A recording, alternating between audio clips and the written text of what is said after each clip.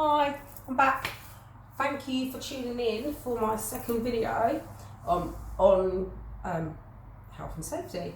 My name is Sharon. If you just recently come over and just wanted to have a see what this channel is about. So I'm tutor assessor. I'm going to be doing just giving some guidance in relation to your qualifications for the early years practitioner level 2 that we're looking at today.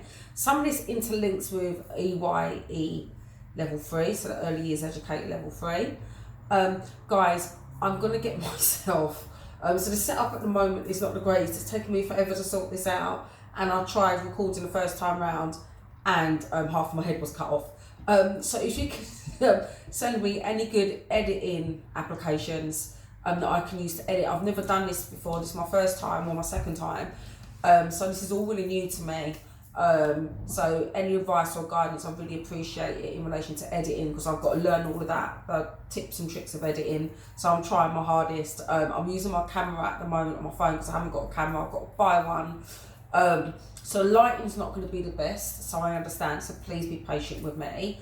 If you could like and subscribe, that would really help out my channel. I've only just started last week, so thank you to those 41 subscribers, 41 viewers that have had a look. Look at me, 41 subscribers, getting excited. If I could get to 41 subscribers, that'd be fantastic. But for those that have looked and for those that have subscribed, thank you from the bottom of my heart so much.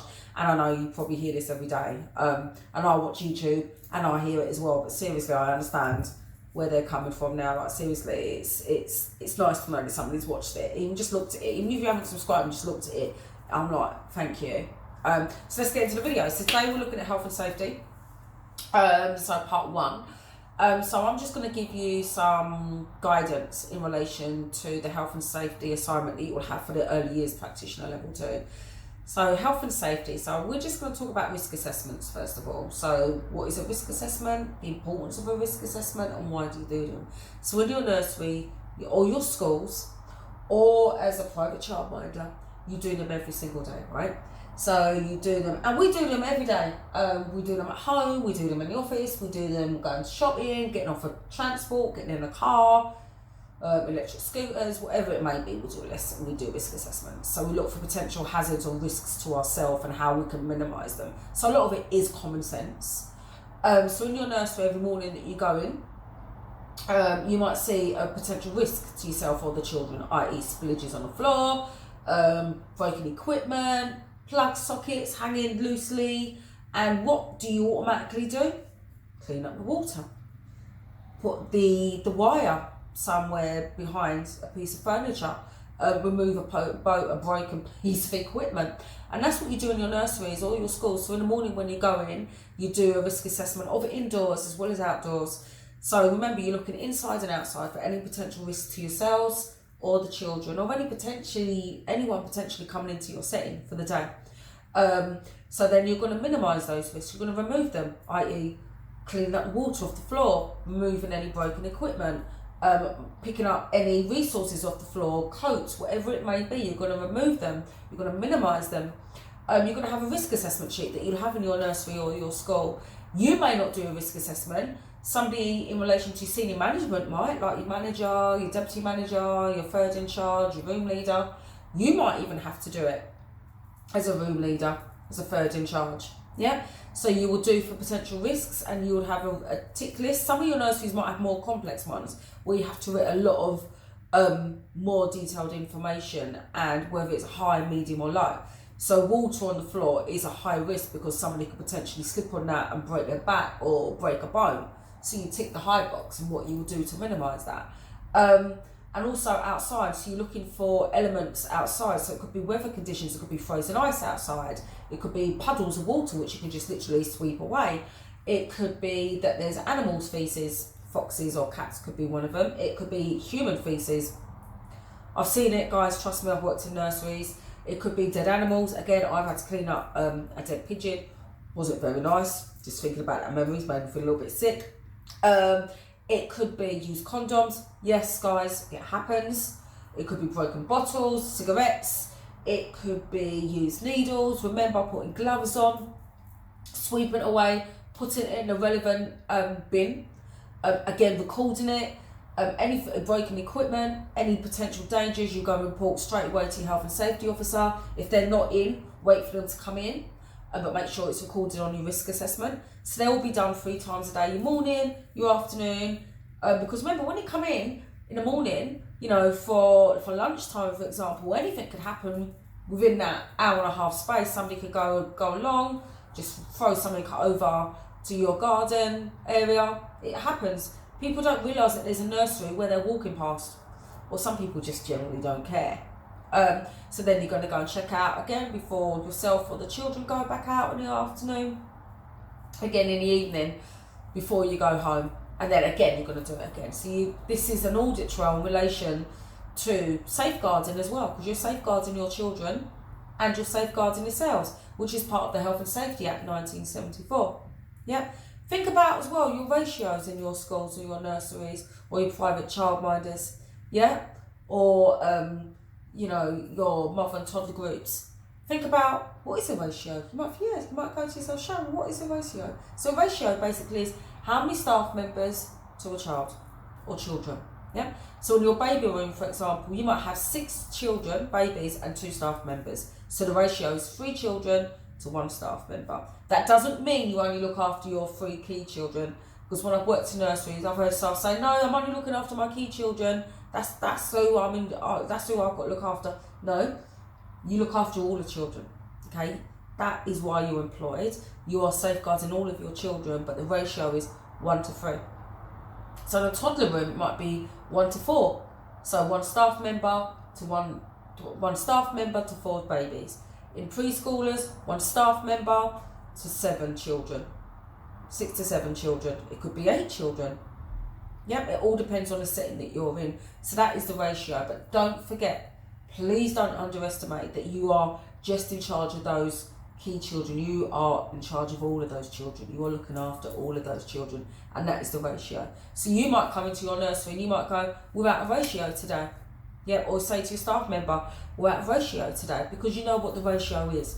Yeah. If you don't know, ask, "What is our ratio in our room?" They have to tell you. You know, you are employed by them. It is a health and safety requirement that you know what your ratio is, and you should never be left out of ratio, especially if you're an apprenticeship, because you should not be counted within ratio because you're not qualified yet. You're training, you're an apprentice. Yeah. That's like somebody, you know, putting you in the middle of a field with 10 dozen sheep and asking you to guide them back home. How do you know that? You don't know that. Yeah? And it's the same in a nursery. You can't be left alone with children. Again, it's a safeguarding issue. And I will go into that in my next topic on safeguarding. Okay? So that's a ratio. That is part of a health and safety requirement. And that's the Health and Safety Work Act of 1974. DBS checks. We've all been checked. I'm sure we all love them. They can take weeks to come through. Some of us, it takes a week, 2 weeks. Some of us, it takes a little longer. Yeah. So DBS. So what is a DBS? Yeah. A DBS is your equivalent of your CRB, your criminal records bureau. Yeah. And it's just updated. So basically, the police look into any first convictions you may have had, criminal offences. So you've got your standard and you've got your enhanced. As early years practitioners, we will have enhanced DBS checks. So that means from your very first conviction, from when you was 12, 13, 14, all the way up. Yeah? And then it's down to your employer, your potential employer, whether they want to employ you or not. If you're on the children's register, so you've been involved in criminal acts with children, then potentially you may not get that opportunity to work with children again. That's down to the employer. They might ask what the conviction was, what happened, why it happened, etc., etc. Yeah. If you're a convicted paedophile, absolutely not. Okay. You may have redeemed yourself, but you will not get to work with children, or it's a very slim to none that you will. Okay. So yeah, everyone's DBS checked. If you're DBS checked. If you're employed and your DBS hasn't come through as yet, you're still waiting on that, you should never be left unsupervised with children. Make sure your employers and the people that you work with in the room are aware of that they don't leave you unattended. Just always say to them, my DBS hasn't come back yet. My DBS hasn't come back yet. Yep, so you're making them aware of it. Again, it's a safeguarding issue, and it's a requirement that your nursery do know and they should follow, because it's a policy and procedure. You're safeguarding. Okay? Also, think about medications in your nursery. Yeah? Where are your medications kept? So you're thinking, Sharon, what do you mean medication? So medication is medication that you give to your children. I can't simplify that word anymore. So what you give to your children when they're unwell. So this could be their inhalers, asthma inhalers. An inhaler is part of their medication. It could be if they're on antibiotics for ear infections or throat infection. So where is your antibiotics kept? Are they kept in your classroom, on a shelf, out of reach of everybody else? Have you got a medication fridge in your staff room that they're kept in? Are they kept in the office, reception, if you're working in a school? Where's your medications kept? Where's children's inhalers kept? Where are their EpiPens kept? So if a child's got a severe allergy, where's their EpiPens kept? This is something that you should know. Inhalers should be left and kept in the classroom so the child can accessibly reach it if or when they need it. Yeah. Same with EpiPens. If a child has an allergic reaction, you're not going to leave your classroom and run down the hall, which is 5 minutes away. That child could potentially die, as well as having an asthma attack. They have to be in the classroom. Medications that can be given orally can be kept in your classroom on a high shelf, or you might have a medication fridge, or like I said, they might be kept in an office. Yeah. Are medication forms kept filled out? Again, they should be when you haven't given medication to children, whether it's for asthma, whether it's for oral medication. It has to be filled out. So the child's name, the date, the times, the dosage, the witnesses, who signed you, who's seen you give the medication, and can sign to validate that, yeah, Sharon gave the medication to Johnny at 12:25, 0.2 ounces, yeah, or milligrams of medication.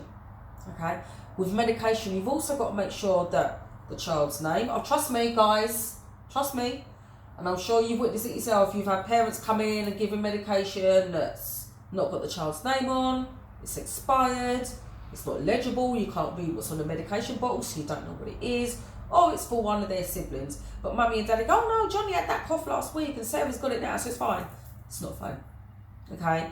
Because every child is different, so you don't know how that child's going to react to the medication that their brother had last week. Okay? The child has to have their own medication.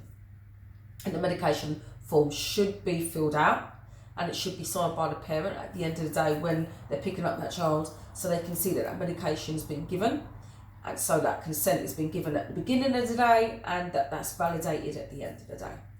Okay? If you aren't too sure where the medication forms are, ask. Again, there's nothing more worse than not asking and you not having an indication of where they are. Okay? Same with accidents. How do you deal with an accident in your nursery? Yeah? So you're outside with the children, running around, bang, fall over. What do? Do you leave